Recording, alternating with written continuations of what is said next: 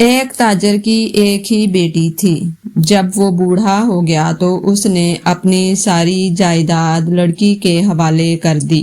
لڑکی اور داماد دونوں عیش و عشرت کی زندگی بسر کرنے لگے اور بوڑھے سے بے نیازی برتنے لگے۔ وہ بوڑھا ایک سوداگر سے 1,00,000 دینار ایک رات کے لیے ادھار لے آیا۔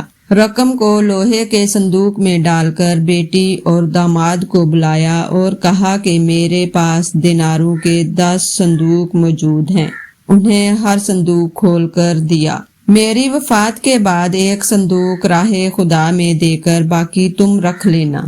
اس واقعے کے بعد بوڑھے کی بڑی خاطر و مدارت ہونے لگی اور اس کے باقی ایام بڑے آرام سے بسر ہوئے۔